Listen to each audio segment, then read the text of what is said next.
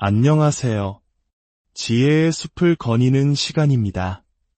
우리는 매일 바쁜 일상 속에서 문득 이런 질문을 던지곤 합니다. 진정한 행복은 어디에 있을까? 영원한 자유란 과연 무엇일까?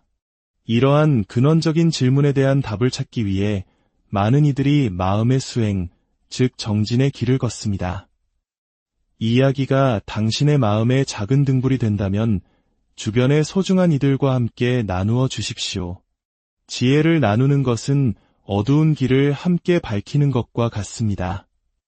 구독을 통해 저희의 여정에 동참하시면 앞으로도 마음을 울리는 깊은 이야기들을 놓치지 않으실 겁니다.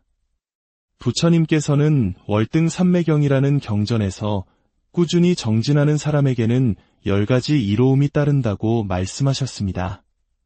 첫째, 다른 어떤 힘에도 꺾이지 않게 되며, 둘째, 부처님께서 늘 그 사람을 보살피시고, 셋째, 인간이 아닌 신성한 존재들의 보호를 받으며, 넷째, 어떤 가르침을 들어도 잊어버리지 않고, 다섯째, 이전에는 듣지 못했던 깊은 지혜를 듣게 되며, 여섯째, 말을 하는 데에 막힘이 없고 설득력이 생기며, 일곱째, 몸과 마음의 병이 적어지고, 여덟째, 먹는 것이 잘 소화되어 몸이 편안해지며, 아홉째, 잠자리가 편안하고, 10번째, 세상의 더러움에 물들지 않는 맑은 마음을 유지하게 된다고 하셨습니다.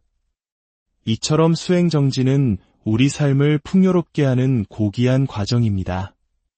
오늘 우리는 이 정진의 길 위에서 가장 빛나는 깨달음을 얻었던 한 인물의 이야기를 통해 진정한 지혜의 문을 두드려 보고자 합니다.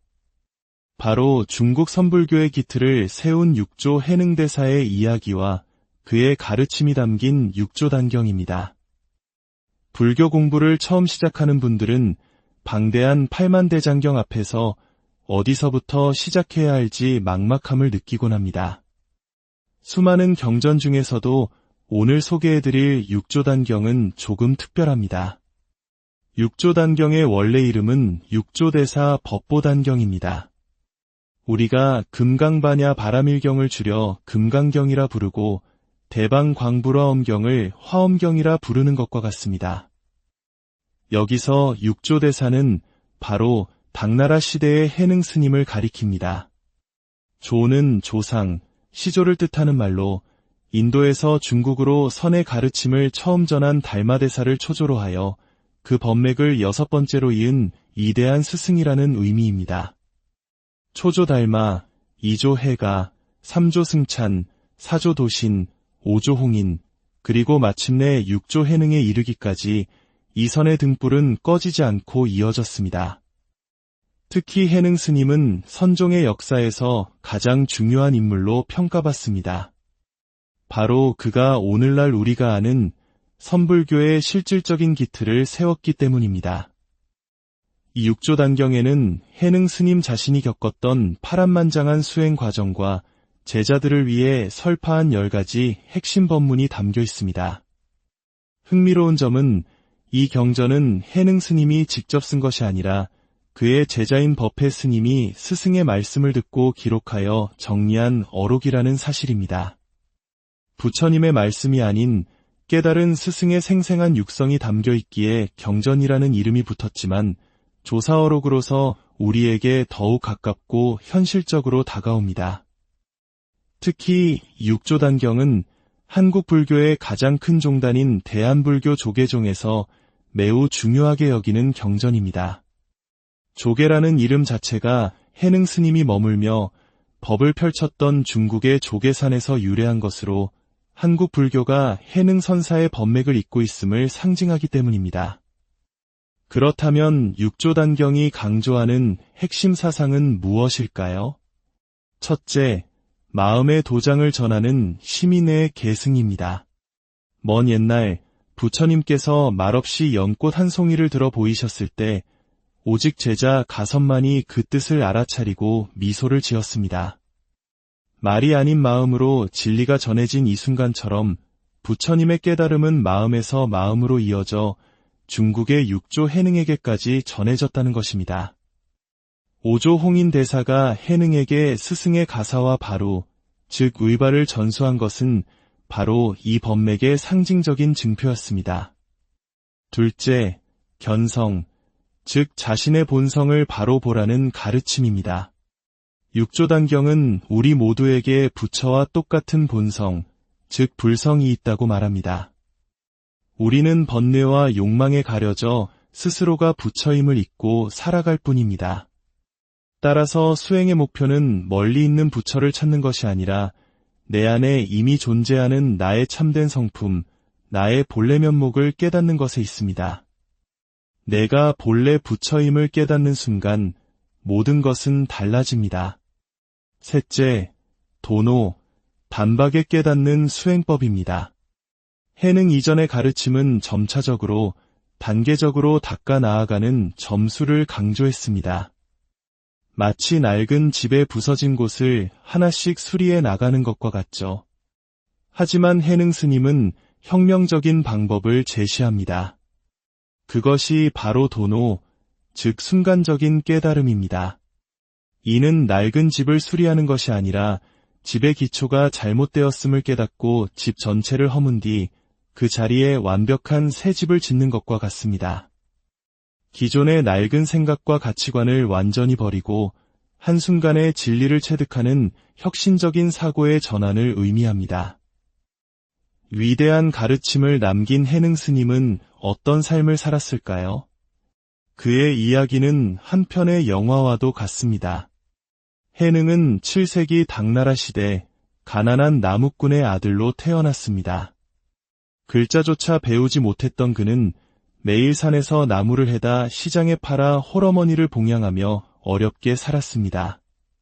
그러던 어느 날 나무를 팔고 돌아오던 길에 시장의 한 기퉁이에서 어떤 스님이 금강경을 읊은 소리를 듣게 됩니다. 응당 머무는 바 없이 그 마음을 내라, 그 한 구절이 그의 심장을 강하게 때렸습니다. 세상 만물에 집착하지 않으면서도 자비로운 마음을 일으키라는 이 가르침에 큰 충격을 받은 그는 그 자리에서 출가를 결심합니다. 어머니의 허락을 받고 길을 떠난 그는 당시 가장 명망 높은 선승이었던 5조 홍인대사를 찾아갑니다. 홍인대사는 해능을 보자마자 그의 비범한 그릇을 한눈에 알아보았지만 그를 제자로 받아들이는 대신 절의 방앗간으로 보냈습니다. 그리고는 무려 8개월 동안 단 한마디의 가르침도 없이 오직 방아만 찢는 고된 일을 시켰습니다. 당시 홍인 대사의 문화에는 신수라는 뛰어난 수제자가 있었습니다. 학식과 수행이 깊어 모든 대중의 존경을 한몸에 받던 인물이었죠. 어느 날 홍인 대사는 자신의 법을 이을 제자를 정하기 위해 모든 제자들에게 각자의 깨달음을 시로 지어 바치라고 명합니다. 가장 먼저 신수 스님이 벽에 시를 써 붙였습니다. 몸은 깨달음의 나무여, 마음은 밝은 거울대라. 때때로 부지런히 닦고 털어서 먼지 끼는 일 없게 하라. 이는 끊임없이 수행하고 정진하여 번뇌의 먼지를 닦아내야 한다는 점수의 경지를 노래한 훌륭한 시였습니다. 이 소식을 전해들은 방앗간의 행자 해능은 글을 쓸 줄 몰랐기에 다른 동자에게 부탁하여 신수의 시 바로 옆에 자신의 시를 적게 합니다. 깨달음은 본래 나무가 없고 밝은 거울 또한 받침대 없네. 본래 한 물건도 없는데 어느 곳에 먼지가 끼리오. 이 시는 세상을 뒤흔들었습니다. 닦아낼 먼지조차 본래 존재하지 않으며 우리의 본성은 처음부터 깨끗하고 완전하다는 도노의 경지를 드러낸 것이었기 때문입니다. 홍인대사는 이 시를 보고 해능이야말로 자신의 법을 이을 진정한 계승자임을 확신했습니다. 그는 그날 밤 삼경에 몰래 해능을 자신의 방으로 불렀습니다. 그리고 그를 위해 금강경을 설해 주었습니다. 해능은 스승의 설법을 듣던 중 바로 그 시장에서 처음 들었던 응당 머무는 바 없이 그 마음을 내라는 구절에서 마침내 확철되어 즉 완전한 깨달음을 얻게 됩니다. 홍인대사는 기뻐하며 자신의 가사와 바로를 해능에게 물려주며 육조로 인정했습니다. 하지만 글도 모르는 방앗간 행자가 법을 이었다는 사실이 알려지면 다른 제자들의 시기와 질투로 위험에 처할 것을 염려하여 그에게 즉시 남쪽으로 몸을 피하라고 명합니다. 그 후 해능은 15년간 사냥꾼들 틈에 숨어 지내며 때를 기다리다가 마침내 세상에 나와 조계산 보림사에서 선의 가르침을 널리 펴게 됩니다. 그의 가르침은 중국 전역으로 퍼져나가며 선불교의 황금시대를 열었고 오늘날 한국 불교에까지 그 깊은 영향을 미치고 있습니다. 이처럼 해능 스님의 이야기는 우리에게 중요한 메시지를 전합니다. 진정한 깨달음은 높은 학식이나 화려한 지위에 있는 것이 아니라는 사실입니다. 가난한 나무꾼, 글 모르는 행자일지라도 자신의 본성을 바로 보고자 하는 순수한 마음만 있다면 누구나 위대한 깨달음에 이를 수 있다는 희망의 증거입니다. 이와 관련하여 법구비유경에 나오는 한 이야기는 우리에게 깊은 성찰을 안겨줍니다. 어느 마을에 세상의 모든 이치를 안다고 자부하는 한 브라만이 살고 있었습니다. 그는 자신의 지혜에 대한 자부심이 너무나 강한 나머지 대낮에도 환하게 횃불을 들고 다니며 이렇게 외쳤습니다. 세상 사람들은 어찌 이리 어리석은가. 눈이 있어도 보지 못하니 내가 이 횃불로 세상을 밝혀주노라. 사람들은 그의 오만함에 화가 났지만 그의 해박한 지식에 감히 맞설 수가 없었습니다.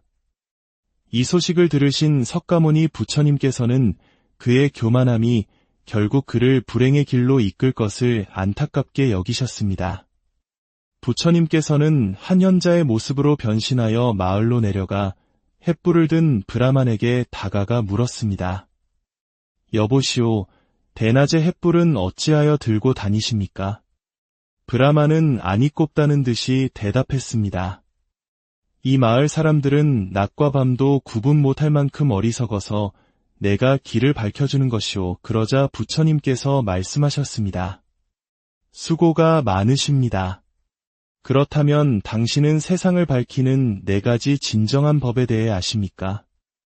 브라만은 그런 이야기는 들어본 적이 없다고 답했습니다. 부처님께서는 차분히 설명하셨습니다. 첫째는 천문지리를 밝혀 사계절을 조화롭게 하는 것이요. 둘째는 성현의 가르침을 밝혀 사람들에게 보시와 인욕, 정진의 길을 보이는 것이며 셋째는 법을 밝혀 백성을 편안케 하는 것이고 넷째는 나라를 지켜 국가를 안정시키는 것입니다. 당신은 학자로서 마땅히 이 4가지 법을 밝혀야 하거늘 고작 손에 든 횃불로 무엇을 밝히려 하십니까? 부처님의 말씀을 들은 브라만은 얼굴이 새빨개졌습니다. 자신이 그토록 자랑하던 지식이 얼마나 얕고 편협했는지를 깨달은 것입니다. 그는 그 자리에 엎드려 자신의 어리석음을 깊이 참회했습니다. 그때 부처님께서 이런 개송을 읊으셨습니다. 조금 아는 것이 있다 하여 잘난 체하며 교만하게 굴면 마치 눈머니가 촛불을 든 것과 같아서 남은 비추어주면서 자기 자신은 밝히지 못하느니라. 참으로 명언이 아닐 수 없습니다. 우리는 남을 가르치고 남을 비추려 하기 전에 먼저 자기 자신을 바로 볼 수 있어야 합니다. 해능 스님의 삶과 이 브라만의 이야기는 결국 하나의 진리를 가리키고 있습니다. 진정한 지혜는 책 속에만 있는 것이 아니라 바로 우리 자신의 마음을 정직하게 들여다보는 그 순간에 있음을 말입니다. 오늘 해능 스님의 이야기를 통해 여러분의 마음속에도 꺼지지 않는 지혜의 등불 하나가 밝혀졌기를 바랍니다. 여러분 각자의 삶 속에서 자신의 참된 본성을 발견하고 평화와 자유를 누리시기를 기원합니다. 부처님의 가피가 늘 여러분과 함께 하시길 바라며 오늘의 지혜로운 여정을 여기서 마치겠습니다. 다음 시간에 더욱 깊이 있는 이야기로 다시 찾아뵙겠습니다. 감사합니다.